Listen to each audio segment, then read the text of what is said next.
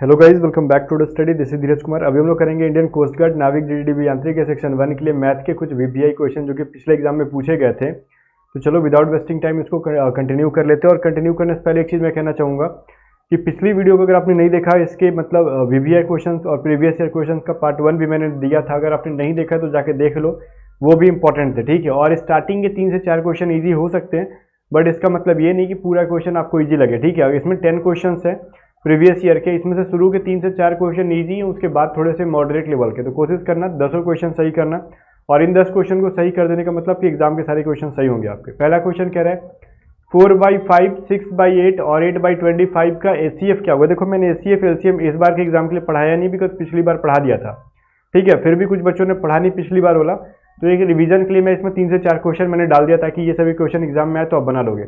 जब भी बटा पे का पूछेगा एचसीएफ, ठीक है, तो एचसीएफ जब भी बटा पे रहेगा डिवाइडेड बाई रहेगा, तो आपको एक चीज लगाना है कि ऊपर के डिजिट का एचसीएफ निकालना और नीचे का डिजिट का आपको एलसीएम निकालना है, बस निकल जाएगा। जैसे 4, 6 और 8 का आपको एचसीएफ निकाल लेना है, ठीक है। 4, 6 और 8 का एचसीएफ निकाल लेना है, और नीचे के जो 5, 8, 25 है उनके क्या कर लेने हैं, आपको एलसीएम निकाल लेने हैं। तो वैसे ही काम करोगे, एचसीएफ निकालो आप किसका 4, 6 और 8 का, और एलसीएम आप निकाल लोगे किसका 5, 8 और 25 का। तो इनका एचसीएफ कितना हो जाएगा, 2 हो जाएगा, और इनका एलसीएम कितना हो जाएगा, 200 हो जाएगा। तो इज इक्वल टू क्या हो जाएगा, एचसीएफ बटा में एलसीएम, जब भी बटा पे का रहेगा तो 2 बटा में 200 बराबर कितना हो जाएगा, 1 बटा में 100। तो 1 बटा 100 कहाँ पे, ऑप्शन नंबर ए में है।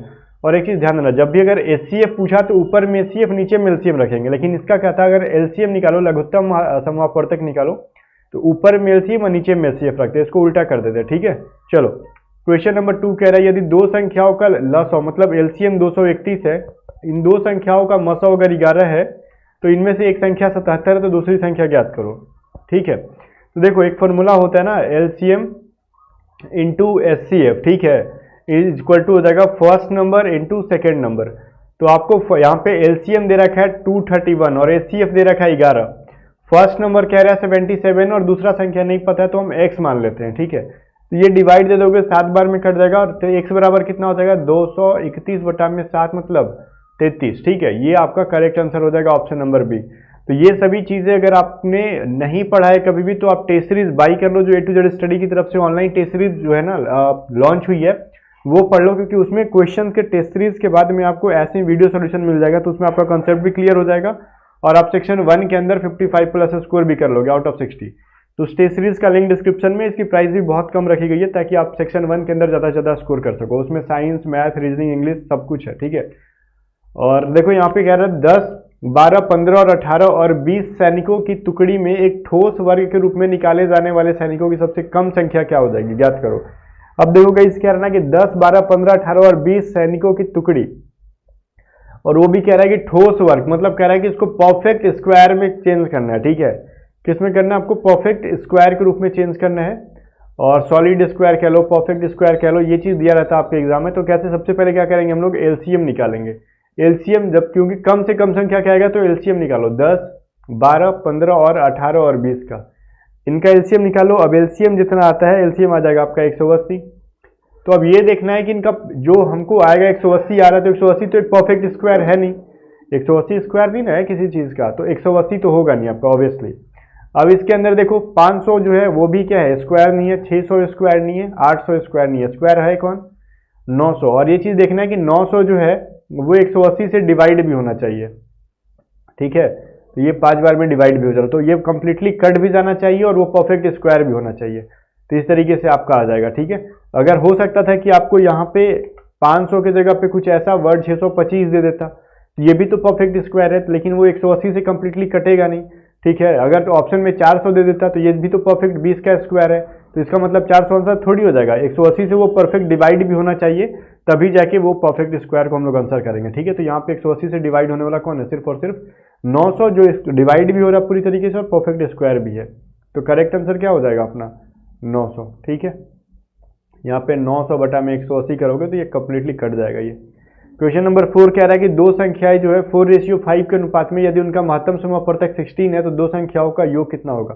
आपको 2 संख्याओं जो है ना रेशियो दे रखा है 4:5, और इनका एचसीएफ दे रखा है 16। तो जब भी ये रहे दो संख्याओं का रेशियो दिया रहा है, एलसीएम सॉरी एचसीएफ दिया रहा है, तो फर्स्ट नंबर बराबर होता है पहला रेशियो इंटू एचसीएफ। तो पहला नंबर क्या हो गया 64, सेकेंड नंबर बराबर हो जाएगा आपका सेकेंड रेशियो इंटू एचसीएफ, ठीक है। तो ये हो जाएगा आपका 6 6 12 13 14 144, जो कि ऑप्शन नंबर ए के अंदर है, ठीक है। तो इस तरीके से अगर आपके एग्जाम में भी ये आए तो आप कर लेना आसानी से, बिकॉज इसके अंदर कुछ भी डिफिकल्ट लेवल का मतलब टॉप इसमें नहीं है कंसेप्ट, ये तो सारे इजी लेवल का कंसेप्ट है, तो एग्जाम में आसान पूर्वक हो सकते थे ये सभी चीज़ें। क्वेश्चन नंबर 5 कह रहा है ना कि देखो यहाँ पे P x Q minus 2x square minus Q x plus में 18 को अगर हम एक्स स्क्वायर माइनस 9 से डिवाइड करते हैं तो पी तथा क्यू के बीच का अनुपात क्या हो जाएगा, ये चीज़ आपको निकाल लो, ठीक है। तो P x Q minus 2x square minus Q x plus में 18 को करना है डिवाइड किससे, एक्स स्क्वायर माइनस 9। तो पॉलिनोमियल्स में मैंने पढ़ाया था, इसको क्या मान लेंगे, एक्स स्क्वायर माइनस 9 बराबर 0, तो एक्स स्क्वायर बराबर 9, तो एक्स बराबर क्या आ गया 3, तो x का वैल्यू 3 आ गया। अब इसमें भी क्या मानेंगे हम, इस इक्वेशन का वैल्यू 0 के बराबर मान लेते हैं और x का वैल्यू रख दो। तो p के साथ 3 का क्यू रख लो, यहाँ पे 2 के साथ यहाँ पे 3 का स्क्वायर रख लो, q के साथ 3 कर दो मल्टीप्लाई, ठीक है, प्लस में 18 इज इक्वल टू 0। तो यहाँ पे कह सकते हैं हम लोग 27p माइनस 3 3 9 2 18 प्लस माइनस हो जाएगा ना यहाँ पे माइनस 3q, यहाँ पे क्या हो जाएगा माइनस 3q प्लस में 18 इज इक्वल टू 0, ठीक है। तो ये प्लस माइनस 18 कट जाएगा, तो 27p बराबर क्या हो जाएगा, ये माइनस 3q को हम उस साइड भेजेंगे तो प्लस 3q में बदल जाएगा। तो p बाई क्यू बराबर क्या हो जाएगा 3/27, मतलब 3 9 27 1/9, तो जो कह सकते हैं हम लोग 1:9, ठीक है। तो 1:9 कहाँ पे, ऑप्शन नंबर ए के अंदर है। और ये आसानी से हो जाता, क्योंकि अगर आपको पॉलिनोमियल्स पढ़ा होगा तो आपने कर लिया होगा, अगर नहीं पढ़े होगे तो फिर कहाँ से बनेगा। मैंने वो चीज़ पढ़ा दिया था, पॉलिनोमियल्स वगैरह सब कुछ, अगर आपने नहीं देखा है तो प्लेलिस्ट में जाओ देख लो, सब कुछ आपको वहाँ पे मिल जाएगा, ठीक है। क्वेश्चन नंबर 6 देखो क्या कह रहा है कि 3 पुरुष अथवा 4 महिला एक काम को 120 दिन में पूरा कर सकते हैं। 12 पुरुष तथा 16 महिला उसी काम को कितने दिनों में कंप्लीट करेंगे। यहाँ पे देखो कह रहा है 3 मेल, या कह रहा है ना, या जब कह रहा है तो इज इक्वल टू 4 फीमेल, इनका क्षमता जो है सेम है। 3 मेल भी अगर मिलके काम करे तो 120 दिन में कंप्लीट कर सकते हैं, 4 फीमेल मिलके भी करे काम तो वो 120 दिन में काम कर सकते हैं। तो 3 men is equal to 4 women, इनका जो है ना कैपेसिटी है, तो मेन रेशियो वीमेन कितना हो जाएगा 4:3, इनकी कैपेसिटी का रेशियो निकल गया। और यहाँ पे कह रहा है ना कि अगर 3 मेन यहाँ पे मिलके 120 दिन में कर सकते हैं तो 12 मेन प्लस में 16 महिलाएं मिलकर कितने दिनों में काम को कर लेंगे, तो ये x डेज में करेंगे। तो m का वैल्यू क्या है 4, तो 4 × 3 कितना हो जाएगा 3 × 4 × 120, ठीक है, ये 120 है, इज इक्वल टू m का वैल्यू क्या है 4 प्लस में w का वैल्यू है 3, रेशियो में है ना, इंटू x, तो ये क्या हो जाएगा 12 × 120, ये हो जाएगा 12 × 48 16 × 48, तो 48 जोड़ दो तो 96 हो जाएगा, 96x, ठीक है। तो ये 12 से डिवाइड कर दो, 12 8 96, तो x बराबर हो जाएगा यहाँ पे 120 बटा में x, तो इसको डिवाइड कर दोगे तो x बराबर आ जाएगा 15। तो ये जो है पूछ रहा था 12 पुरुष और ये क्या कह रहा है, और तथा 16 महिलाएं मिलकर उस काम को कितने दिन में कंप्लीट करेंगी, तो 15 डेज में कंप्लीट करेंगी। तो ये था आपका टाइम एंड वर्क चैप्टर का जो है ना कंसेप्ट, जो कि आपके एग्जाम के लिए बड़ा इंपॉर्टेंट था। आगे देखो क्वेश्चन नंबर 7 कह रहा है यदि प्याज का मूल्य 24 रुपये प्रति केजी से 36 रुपये प्रति केजी हो जाता है तो एक गृहिणी को प्याज की खपत कितनी प्रतिशत कम कर देनी चाहिए ताकि व्यय समान रहे। देखो प्याज का मूल्य जो था पहले 24 रुपये था, अभी क्या हो गया 36 रुपये हो गया, तो इसका पहले प्रतिशत निकालो, कितना प्रतिशत इंक्रीज हुआ, ठीक है, वृद्धि कितना प्रतिशत हुआ मूल्य में उसका। तो 12 से 24 हुआ तो 36 माइनस 24 इंटू 100 करोगे तो आप कितना हो जाएगा 12 रुपये इंक्रीज हुई थी, तो टोटल 50% का इंक्रीजमेंट हुआ। तो 50% बढ़ाना, तो इसका फॉर्मूला होता है व्यय को समान रखने के लिए, ठीक है, तो इनका फॉर्मूला होता है x into 100 divided by 100 plus में x। तो x का वैल्यू क्या आ गया 50%, जितना परसेंट इंक्रीज होगा तो 50 इंटू 100, और ये हो जाएगा 100 प्लस 50 इज इक्वल टू क्या लिख सकते हो आप लोग 50 इंटू 100 बटा में 150, तो ये 50 दिया इतना हो जाएगा 100 बटा में 3, मतलब कह सकते हो 33.33, ठीक है। तो परसेंट में आ जाएगा ये आंसर 33.33%। करेक्ट आंसर कहाँ पे, ऑप्शन नंबर बी में है। तो ये प्रतिशत चैप्टर के अंदर पढ़ाया गया था, आपने नहीं पढ़ा तो वो भी जाके देखो। अगर कोई भी डाउट है तो आप कमेंट सेक्शन में पूछो, अगर मैं देख लेता हूँ आपके कमेंट को तो नेक्स्ट वीडियो में ये कमेंट का रिप्लाई देने का कोशिश करूंगा। आगे क्वेश्चन नंबर 8 कह रहा है कि 720 रुपये में किसी राशि को 1.5 वर्षों के साधारण ब्याज से 882 रुपये हो जाती है, तो कितने वर्षों में ये 800 रुपये की राशि समान दर से इतने रुपये हो जाएगी। देखो पहली बात तो हमारा शुरू में प्रिंसिपल था 720 रुपये, ठीक है, वो अमाउंट बन कितना गया 882, तो इंटरेस्ट हमने कितना, उसने इंटरेस्ट हमको कितना मिला, 882 में से 720 घटा लो, तो जो वैल्यू होगा उतना हमको इंटरेस्ट मिला है 162 रुपीज़। ठीक है, तो फॉर्मूला होता है पी आर टी बाई 100। तो पी का वैल्यू 720 है, आर का वैल्यू हमको पता नहीं है, टाइम हमको 1.5 साल, मतलब 15 बटा में 10 कर लो, और टोटल का बटा में 100 से मल्टीप्लाई होता है फॉर्मूला में, और इंटरेस्ट कितना था 162। ठीक है, तो यहाँ से अगर हम लोग डिवाइड कर ले तो ये 0 0 कट जाएगा। ठीक है ना, तो यहाँ पे आर का वैल्यू अगर हम पूरा कंप्लीटली आप अगर कैलकुलेटर का यूज़ कर लो या फिर कैसे भी कर लो, तो यहाँ पे आ जाएगा आर का वैल्यू 15%। ठीक है, इसको कटा लो, स्पेस कम है, मैंने पहले से सॉल्व कर लिया था ताकि स्पेस कम है तो उतना हो पाए। ठीक है, अभी सेकंड कंडीशन आ रहा है अपने को। सेकंड कंडीशन में हमको पी का वैल्यू है 800 रुपये, 800 रुपये मतलब प्रिंसिपल मूलधन, अमाउंट बन जाना चाहिए 1040। हमको आर का वैल्यू दे रखा है 15%, टी का वैल्यू निकालना है, तो इंटरेस्ट कितना वो पे कर रहा है हमको 1040 में 800 घटा लो, तो ये जितने रुपये हो जाएगा उतना हमको क्या मिल रहा है, यहाँ पे इंटरेस्ट मिल रहा है 240 रुपये। तो पी आर टी बाई 100 होता है ना, तो पी का वैल्यू है 800, आर का वैल्यू है 15, टाइम हमको निकालना है टी बटा में 100 इज इक्वल टू 240। ठीक है, ये 40 40 कट गया, ये 8 0 0 कट गया, तो 8 ये 24 30, तो टी बराबर कितना हो जाएगा ये बताओ, तो हो जाएगा 15 दूनी 30। ठीक है, दो बार में कट जाएगा, ये 15 दूनी 30 कटा लो यहाँ से, तो टाइम हो जाएगा 2 ईयर्स के लिए। तो ऑप्शन नंबर बी में यहाँ पे है, टाइम टोटल कितना लिया 2 वर्ष, 2 वर्ष के अंदर क्या हो जाएगा 2 ईयर्स के विद इन 800 रुपये की राशि जो है 15% के रेट पे वो 1040 रुपये बन जाएंगे। ओके, क्वेश्चन नंबर 9 देखो, ये सभी चीज़ें मैंने कराई थी, ऐसी बात नहीं है, जो प्रीवियस ईयर बेस मैंने, तो मैं प्रीवियस ईयर देखता गया फिर आपको कराता गया। एक मैच में 7 प्लेयर्स हैं, ठीक है, और उनके द्वारा बनाए गए रनों की औसत जो है 53, औसत रन जो है 53 है 7 प्लेयर्स के द्वारा। 6 खिलाड़ियों द्वारा बनाया गया रन जो है 121, 40, 26, 56, 37, 48 है, तो 7वें प्लेयर्स द्वारा कितना बनाया गया। 7 प्लेयर्स मिलकर कितना रन बनाए थे, 53 से मल्टीप्लाई कर दो तो मिल जाएगा आपको। ठीक है, 371 रन, और बाकी जो 6 प्लेयर्स हैं उनके द्वारा कितना रन बनाया गया, 121, 40, 26, सबको ऐड कर दो, 6 प्लेयर्स द्वारा बनाया गया यहाँ पे रन है। ठीक है, इसका वैल्यू हो जाएगा 328, 6 प्लेयर द्वारा। तो लास्ट का प्लेयर कितना रन बनाएगा, 371 में से 328 माइनस कर लो, आपका हो जाएगा 43, करेक्ट आंसर। तो लास्ट वाला प्लेयर जो 7वां प्लेयर था उसने 43 रन बनाए। ठीक है, तो ये कुछ करना नहीं था, एवरेज चैप्टर का क्वेश्चन था जो कि आसानी से बन गया अपना।